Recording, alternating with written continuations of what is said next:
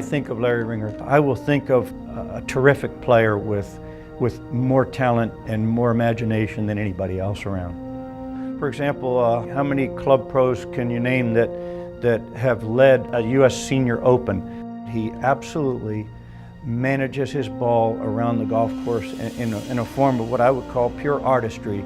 And I can tell you, no one else in the Mid-Atlantic PGA in the last 35 years that I've played can hit all of the shots that Larry Ringer can hit.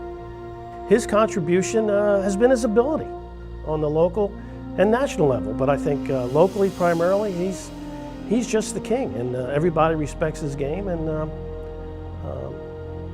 I'm jealous. When my game began, really it was Culpeper Country Club in 1956 and 57. Played all year then, and I won their junior club championship the first year I played golf. And as time went on, in the summer months, Dad would actually get it set up where I would go to the Coke plant with him at 6 o'clock in the morning, and then I'd jump on a Coca-Cola truck at 7 o'clock, and the Coca-Cola driver would take me over, drop me off at the golf course about 8:45, and then I would play golf all day long. I'd walk around that golf course 3, 4, 5 times, and about 3:30 or 4 o'clock he'd come pick me up. Some days I'd be playing golf, some days I'd be standing there waiting for him, and a couple of times he caught me taking a little nap under a shade tree because I had, I guess, worn myself out. That was kind of what I decided I wanted to do, and again, you might call it passion, you might call it desire, but that was my way of getting better, and that's what I wanted to do to make my game better.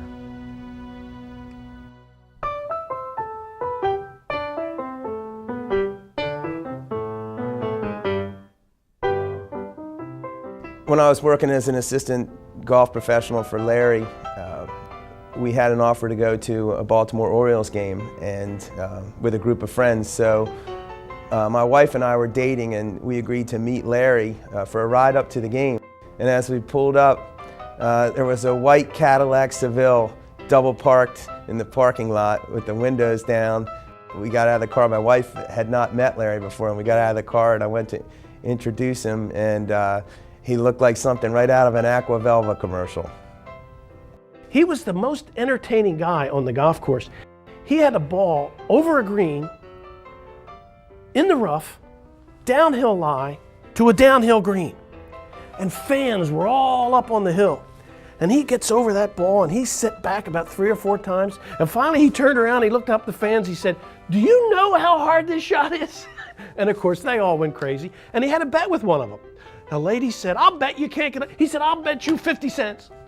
And of course he hits this beautiful flop shot out of this downhill lie, and he gets up and down. So the point of those stories are that in a environment where there's a crowd and a competition going on, he's up there with Trevino. I mean, he really is great with the golf crowd. Golf pros should be, even club pros, should entertain people when they play golf. And Larry does a great job of, and I don't care if it's a US Open, if you're in the gallery and Larry Ringer's playing, he's going to entertain you. Larry is one of the most knowledgeable guys about every facet of the golf industry, and not just playing competitive golf, but retailing, teaching, coaching, back of the office business stuff, you name it, and Larry knows quite a bit about it. And if you think he does it, just ask him. Well, I met Larry Ringer when he came over to Woodmore as the PGA golf professional. I guess if you count calendar time, it's been 21 years. Now, if you count dialogue and conversation, you know, it's with Larry, it's probably 47 years, you know. Larry can talk a lot. As we all know, the USGA limits us to 14 clubs. We're allowed to carry 14 clubs in our bag in competition. Larry, however, has been exempt from that rule forever because he's always carried the 15th club in his bag, which is referred to as the lip wedge. I was fortunate enough to caddy for Larry, and he was kind enough to give me a small bag. But I remember we came in, I think it was the 10th hole, and it had these stands behind the tee. And the fellow we were playing with, I forget his name, he was an amateur. and he just blocked this ball so badly, out of bounds, gone. And no applause in the back. And Larry immediately said to him, "Did you buy a mulligan?" And of course the fans went wild, you know. He and I were paired with another senior pro in an event, and this fellow was obviously nervous on the first tee, and as we got ready to tee off, this fellow walked over to Larry, and he says to Larry, "Larry, I've heard a lot about you. I'm really looking forward to playing with you. And I don't know how to say this, but I'm just gonna put it out there. I don't like to talk a lot when I play golf." And Larry looks at him and says, "No problem. All you got to do is listen."